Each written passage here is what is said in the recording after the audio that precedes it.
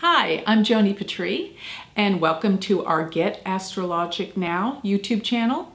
And today I want to talk about the most pressing issue that is on everyone's mind and all over the news today, and that is the Ebola scare.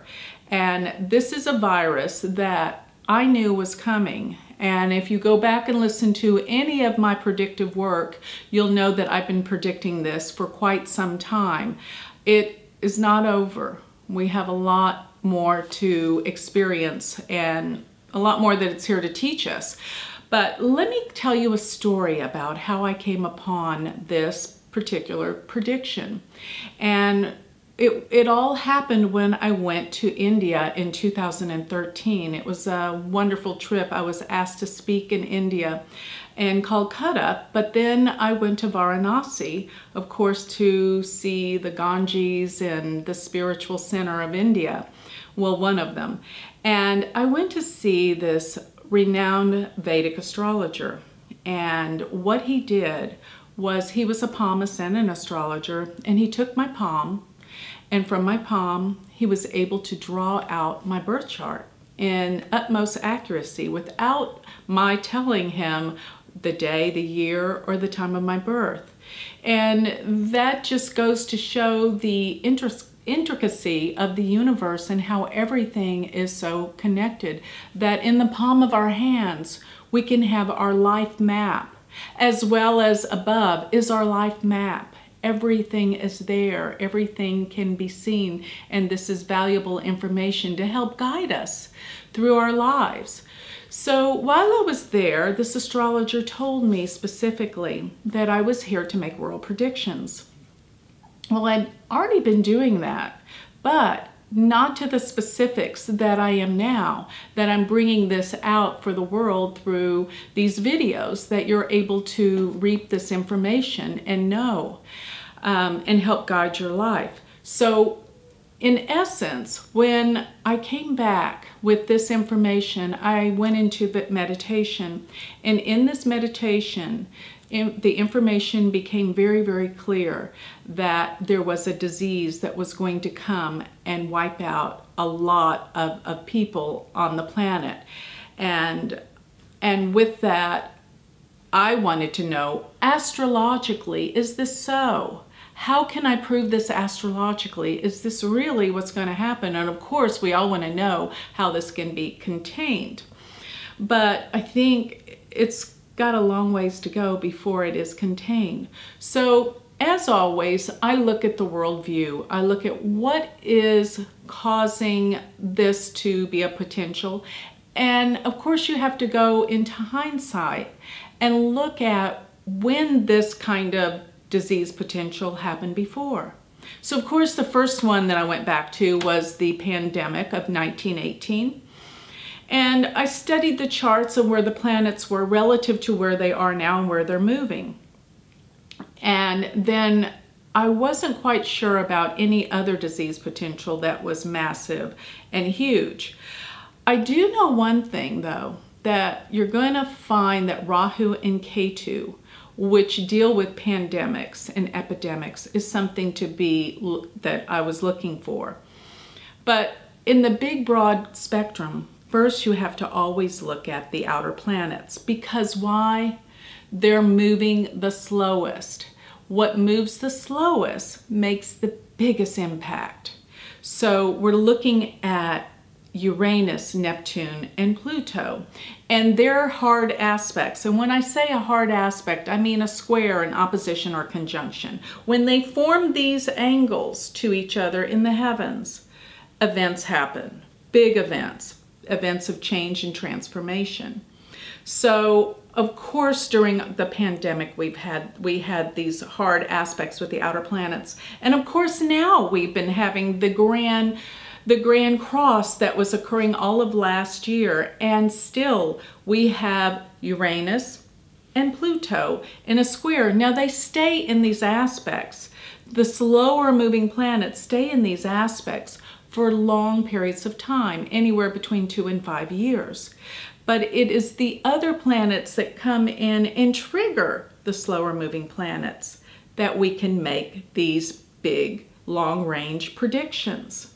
So while I was watching the outer planets and comparing them to Rahu and Ketu, I wondered how we could really see the potential for a massive disease that could affect our planet.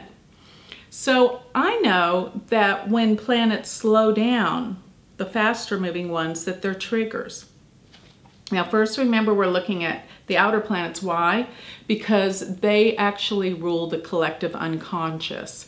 They rule the masses of people. So we're talking about the ones that are not visible to the naked eye, which are Uranus, Neptune, and Pluto. And in Vedic astrology, traditionally these planets aren't used because they were not seen. But they do control world events in the masses. But the planets that are visual to our sight are the ones that control our own individual lives on a daily basis. Although I do believe the outer planets to our personal charts have an effect as well. But to make it simple, this is the outer realm of how we predict world events.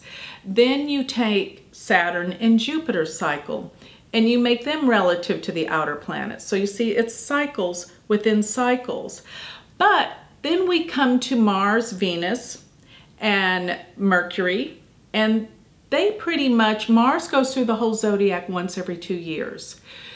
Mercury and Venus go through the entire zodiac once a year, as well as the sun. And of course, we have the moon that goes through the zodiac once a month. So how do we use all this? It's so confusing.